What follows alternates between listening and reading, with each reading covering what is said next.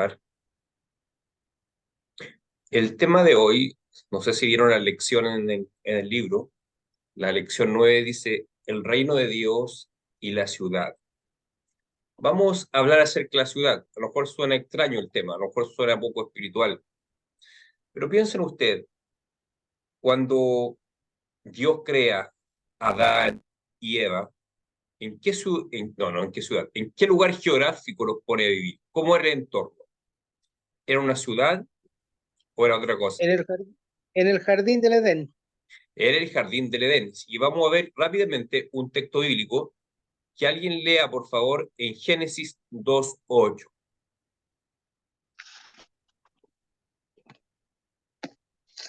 Génesis 2:8. ¿Cata lo Aquí tiene? Ah, lo ya, tengo, hermano pastor. Abril, hermano Abril, entonces. Y Jehová Dios plantó un huerto en el Edén, al oriente, y puso allí al hombre que había formado. ¿Dónde puso al hombre? En un huerto que Un Dios huerto. había formado, que Dios había creado, ¿cierto? O sea, como usted bien dijo, hermano Gabriel, el primer hábitat del ser humano fue un jardín, un huerto. Ahora, ¿cuándo comienzan a verse las ciudades? Después que el hombre cae en pecado y ocurre el primer crimen, cuando Caín mata a su hermano Abel, dice el texto que Caín huye y después construye una ciudad. Ahora lo va a buscar Cata, ese texto. Génesis 4:17.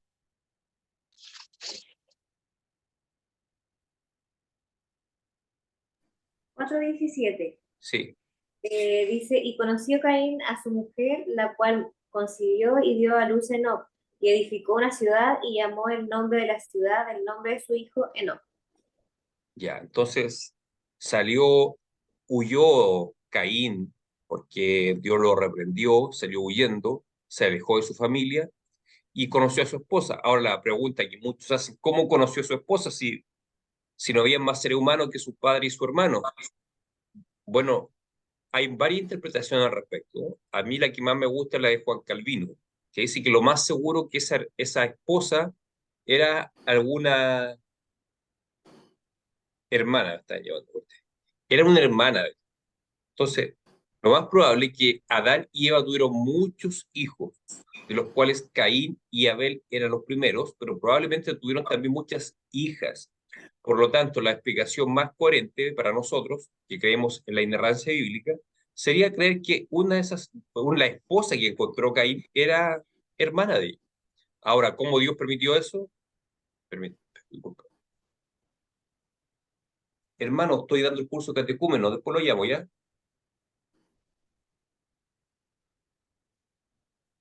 Entonces, en esa época todavía no estaba reglamentado que el hombre no podía casarse con sus hermanas ni con sus parientes cercanos. Era una época muy diferente, era el comienzo de la raza humana. Pueden haber otras explicaciones, pero a mí me parece la más lógica esa pensar que Caín se casó con una de sus hermanas. Y dice que construyó una ciudad. Caín salió huyendo con temor a que alguien lo matase. O sea, nos da a entender también que en la época en que él mata a su hermano Abel, habían otros seres humanos que dice, cualquiera que me encuentre me matará. ¿Y qué es lo que hace para protegerse? Construye una ciudad. O sea, desde un comienzo, de la primera ciudad que se construyó, se ha visto las ciudades como un lugar de refugio, como un lugar de seguridad. Y vamos a leer un texto, si lo puede leer Javiera, por favor, Isaías 33:20. Isaías 33:20. Entonces, no se nos habla de una ciudad específica como un lugar seguro.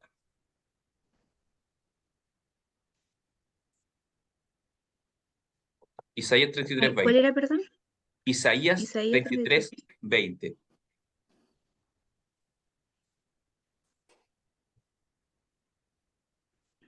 Al tiro. Ujú. Dice.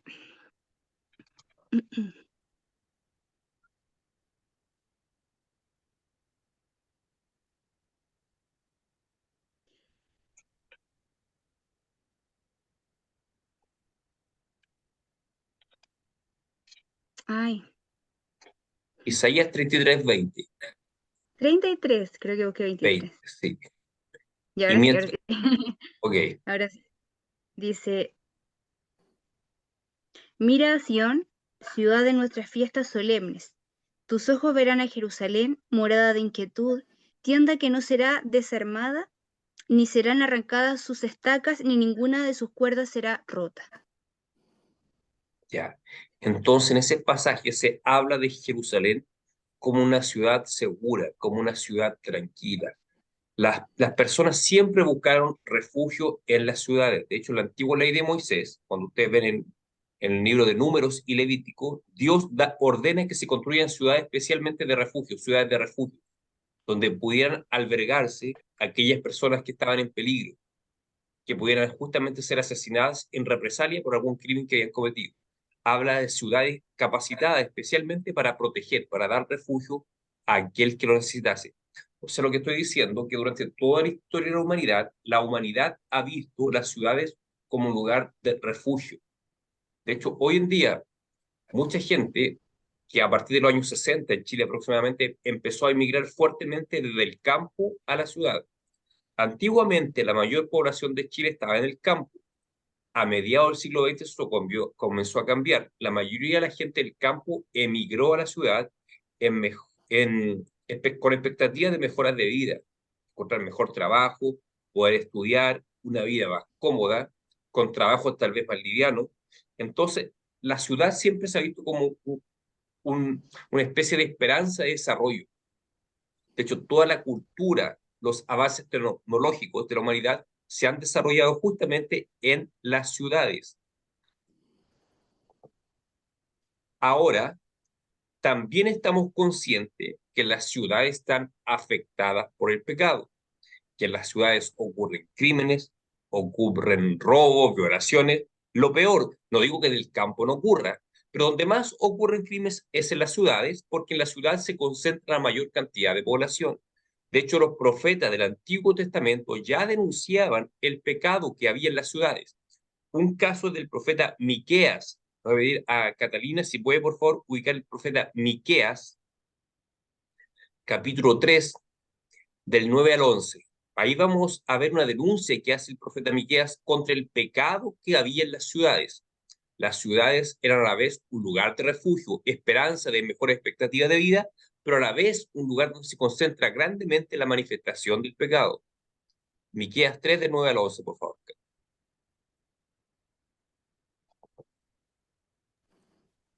Del 9 al 11. Sí, Dice, oíd ahora esto, jefes de la casa de Jacob y capitanes de la casa de Israel, que abomináis el juicio y pervertís todo el derecho, que edificáis a Sion con sangre y a Jerusalén con injusticia. Sus jefes juzgan por cohecho y sus sacerdotes enseñan por precio y sus profetas adivinan por dinero y se apoyan en Jehová diciendo, ¿no está Jehová entre nosotros? ¿No vendrá mal sobre nosotros? Hasta ahí, bueno. sí, está denunciando que hay injusticias, que hay cohecho, que hay corrupción. Hay maldad en la ciudad. ¿Qué duda cabe de eso?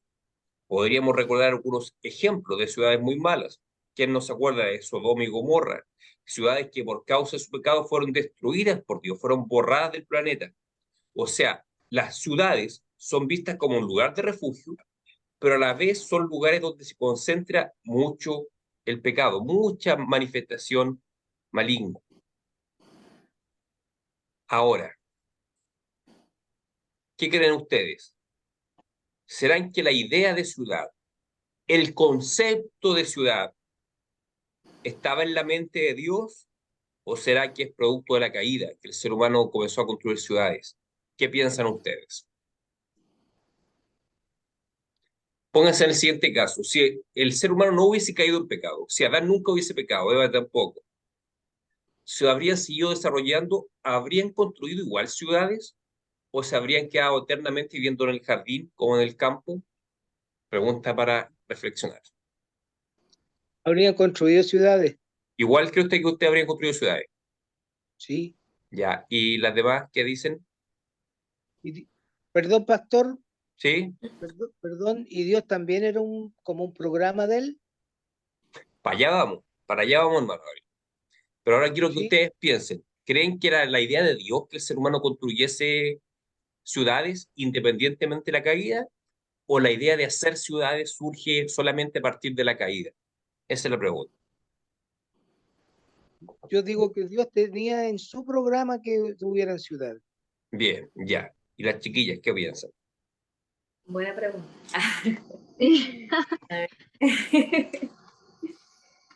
Ya. Vamos a avanzar.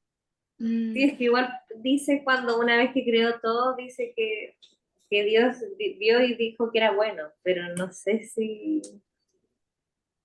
Bueno, vamos a tratar de responder esas preguntas. Veamos qué opinión tenía Jesús acerca de las ciudades.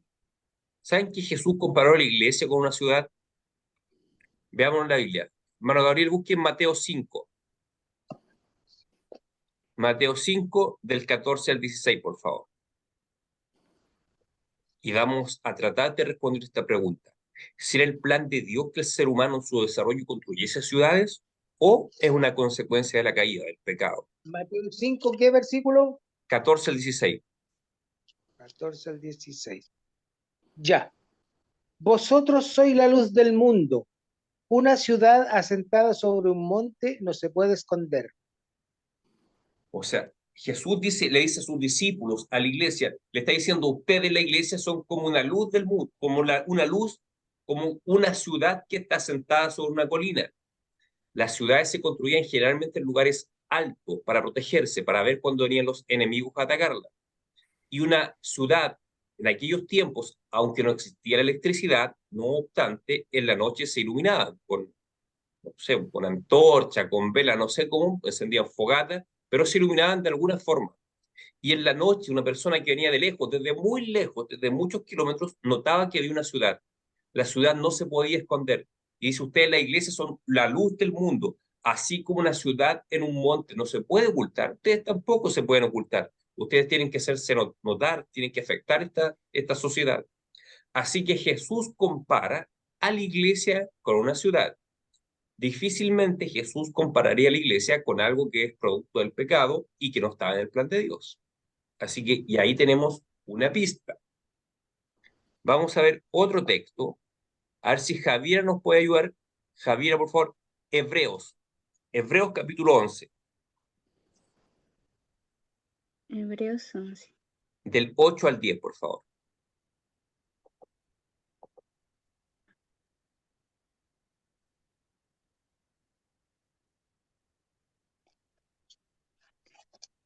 Del 8 al 10. Sí, por favor. Por la fe Abraham, siendo llamado, obedeció para salir al lugar que había de recibir como herencia, y salió sin saber a dónde iba. Por la fe habitó como extranjero en la tierra prometida, como en tierra ajena, morando en tiendas con Isaac y Jacob, coherederos de la misma promesa, porque esperaba la ciudad que tiene fundamentos, cuyo arquitecto y constructor es Dios. Abraham, Isaac y Jacob, los patriarcas, vivieron en una tierra como extranjeros y peregrinos. A pesar de que era la tierra prometida por Dios, vivieron como extranjeros. ¿Por qué? Porque sabían que no era su morada definitiva y tenían su mirada puesta en una ciudad que es construida por manos no humanas, sino que el arquitecto y constructor de esa ciudad es Dios. Así que la promesa hecha por Dios a Abraham implicaba una morada eterna, y esa morada eterna era una ciudad. Así la describe el lector de Hebreos. Tenían la esperanza de que ellos llegarían a una ciudad cuyo arquitecto y constructor es Dios. Así que en el plan de Dios está la idea de ciudad. De hecho, el estado eterno de la iglesia será en una ciudad. ¿Habían oído eso? Va a vivir en una ciudad. ¿Cómo lo sabemos? Vamos a leer un texto más. Cata, si puede leer, por favor, Apocalipsis 21, del 1 al 2. Apocalipsis 21, del 1 al 2.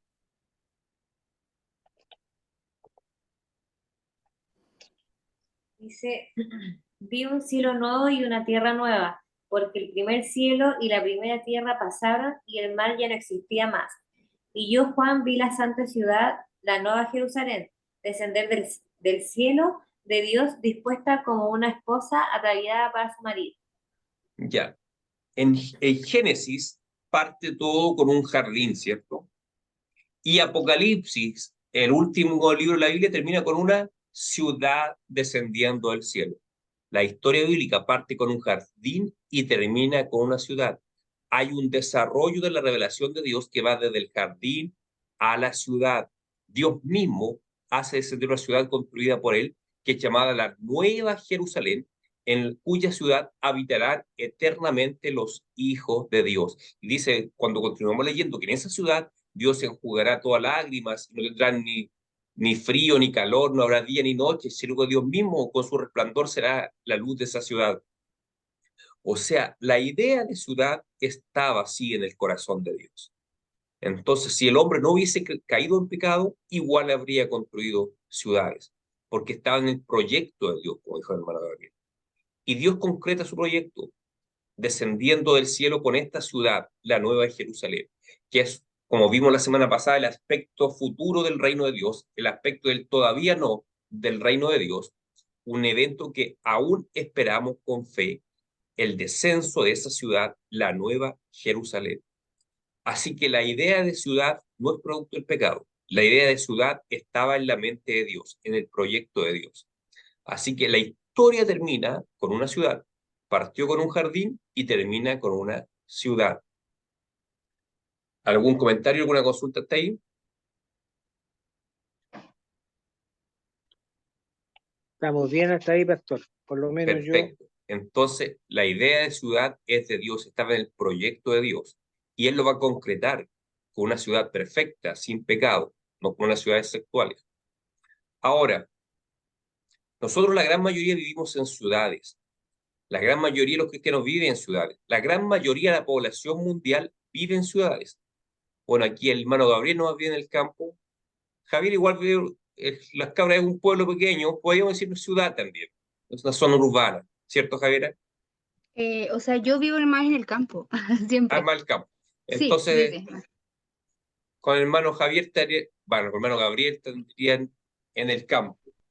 Pero la sí. gran mayoría de la población mundial hoy en día está en las ciudades.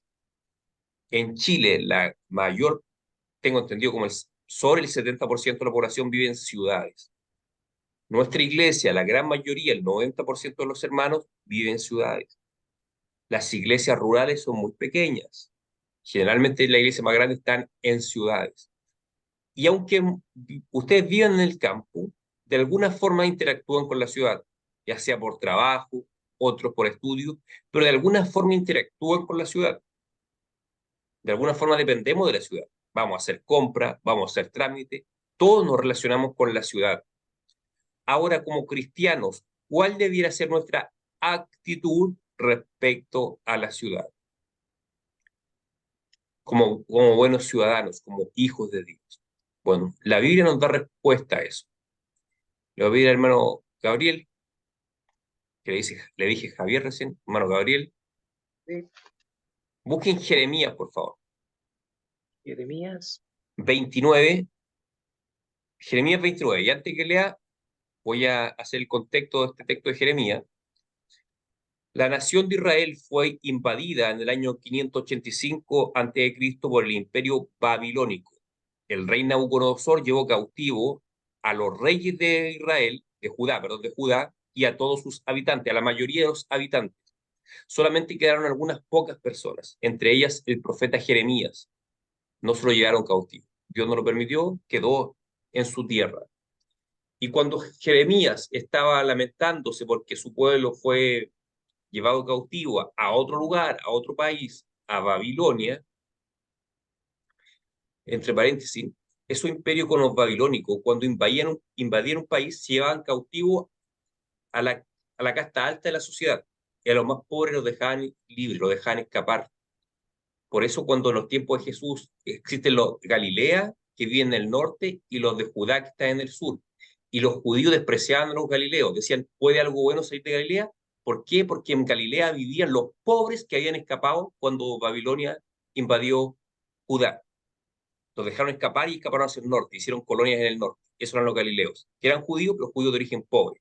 Ahí nació el Señor Jesús. Y por eso uno de los evangelistas registra que uno de los discípulos de Jesús, Leví, dijo, ¿puede algo bueno salir de Galilea? Pero los judíos despreciaban a los galileos. Eran judíos, eran la misma raza, pero tenían un origen más humilde. Entonces, se llevan cautivo a los judíos, a la casta más alta de la sociedad, cautivos a Babilonia. ¿Y qué hace Jeremías? O mejor dicho, Dios le pide a Jeremías que le envíe una carta a los judíos que fueron llevados cautivos, los que están prisioneros, los que están esclavizados en Babilonia. Les manda una carta. ¿Y qué dirá esa carta? Dirá, rebélense contra ese poder opresor, rebélense contra esa ciudad, háganle la guerra, hagan guerras de guerrillas, libérense de ellos. Vamos a ver cuál es el mensaje de Dios para los judíos que fueron llevados cautivos a Babilonia. Entonces va a leer, hermano Gabriel, Jeremías 29, del 4 al 7, por favor.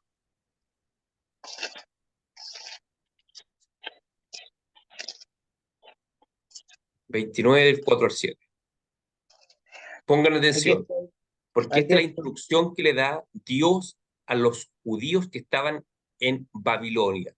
Estas son las instrucciones que el Señor nos da para nosotros respecto a nuestras ciudades. Escuchemos. Así ha dicho Jehová de los ejércitos, Dios de Israel, a todos los de la cautividad que hice transportar de Jerusalén a Babilonia. Sigue leyendo. Edificad casa y habitadla, y plantad huertos y comed del fruto de ellos. Otro. Hasta el 7. Ya.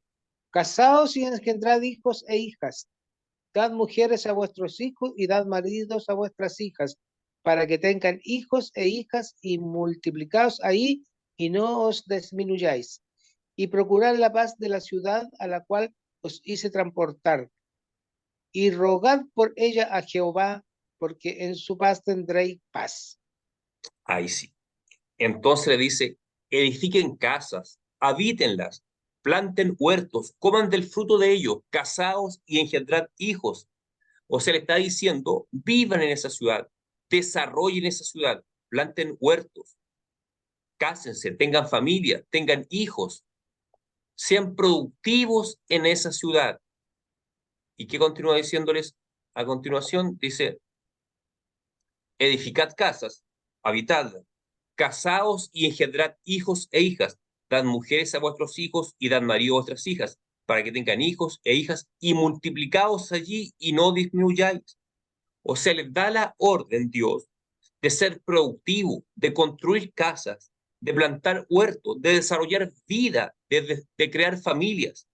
Y dice el versículo 7, y procurad la paz de la ciudad a la cual os hice transportar, y rogad por ella a Jehová, porque en su paz vosotros tendréis paz. Dice, tenemos que rogar por nuestra ciudad, por la ciudad donde vivimos. Yo sé que no, es muy raro que lo hagamos. Pedir por la paz de una ciudad es establecerse en una ciudad. Eso no dice Dios, establezcanse, construyan, proyéctense, hagan proyectos, sueñen y oren por el bienestar de esta ciudad. Nosotros tenemos que orar por el bienestar de nuestra ciudad. Bien podríamos llevar este concepto también a nivel de país, orar por nuestro país, orar por las autoridades, que Dios guarde nuestro país de desastres climáticos, de corrupción, de todo, que lo guarde. Porque dice, si el país o la ciudad tiene paz, entonces vosotros tendréis paz. Dice, si Babilonia tiene paz, ustedes tendrán paz. Si la ciudad está bien, ustedes estarán bien. Si el país está bien, ustedes estarán bien. Por lo tanto, nuestro deber como cristiano es trabajar por el bienestar de nuestra sociedad, de nuestras ciudades y de nuestro país. Ser productivos. No tener esa actitud pensando como algunos cristianos lamentablemente piensan, dicen, Cristo viene ya, viene en cualquier momento, por lo tanto yo no hago nada más. De hecho, he conocido casos de familia que no le han permitido a sus hijos estudiar en la universidad porque dicen que Cristo viene ya y no tiene sentido estudiar. O sea, eso es ridículo. Nosotros tenemos que trabajar como si Cristo fuese a venir en miles de años más, pero vivir con santidad y temor de Dios como si Cristo viniera hoy mismo. Pero el vivir en ese temor de Dios, como si Cristo viniese hoy, no tiene que anular nuestra capacidad de soñar y de proyectarnos en un lugar. Porque a fin de cuentas nadie sabe el día y la hora de la venida del Señor. Muchas veces analizamos cumplimientos proféticos, pensamos que está muy cerca, y puede ser, pero no, la verdad es que no lo sabemos. El Señor es claro, nadie sabe el día ni la hora de la segunda venida de Cristo, pero nuestro deber sí es trabajar para Dios, trabajar para el reino de Dios. Tenemos que soñar con la iglesia, soñar que la iglesia va a crecer mucho. ¿Por qué no que un día vamos a plantar otra iglesia? ¿Por qué no podemos plantar una iglesia en Las Cabras, en Santa Cruz, o cerca donde vive el hermano Gabriel? ¿Cómo se llama donde vive usted, hermano Gabriel? En Santa Isabel, acá en Placilla. Por ahí en Placilla o en Nancagua puede ser. Claro. Nancagua está cerca, ¿cierto? Sí, está cerquita, poco más Ya. abajo, 10 kilómetros ¿Por qué más no allá. soñar con eso? Tenemos que trabajar para el reino de Dios, proyectarnos. Como dice, oren por la ciudad, construyan casas, establezcan, se casen, se forman familias y oren por el bien de esa ciudad. La idea de ciudades de Dios. Es verdad que las ciudades están corrompidas por el pecado, pero nosotros como iglesia somos comparados con una ciudad que emite luz. Nosotros tenemos que emitir luz en la ciudad. Ese es nuestro deber, nuestra actitud respecto a nuestras ciudades y a nuestro país es esa. Proyectarse, trabajar, trabajar por el bien de la ciudad, cuidarla, no tirar basura a la calle. Eso también es espiritual. También tiene que ver con el comportamiento de un cristiano, no botar basura a la calle, cuidar la limpieza de una ciudad. Así que tenemos responsabilidad como hijos de Dios de establecer, de ayudar el avance del reino de Dios en los lugares donde vivimos, en las ciudades donde vivimos, en el país donde vivimos en última instancia. O sea, el cristiano no puede aislarse en una burbuja en medio de la sociedad. Tienen que establecerse, tienen que construir, tienen que proyectarse, tienen que soñar. Tienen que soñar con influenciar una ciudad. Hace poco escuchaba a mi esposa soñando con reconstruir el colegio inglés. El colegio inglés era un colegio que funcionaba acá en la iglesia presbiteriana de San Fernando. En la sala que están al costado atrás del templo era un colegio. Lo fue hasta el año 65, cuando se fueron los norteamericanos, se cortó el financiamiento y murió el colegio. ¿Por qué no soñar con hacer algo al respecto? ¿Por qué no soñar? O sea, si Dios nos manda a establecernos, construir casas y orar por el bienestar de esa ciudad, porque si las ciudades están bien, ustedes tendrán paz.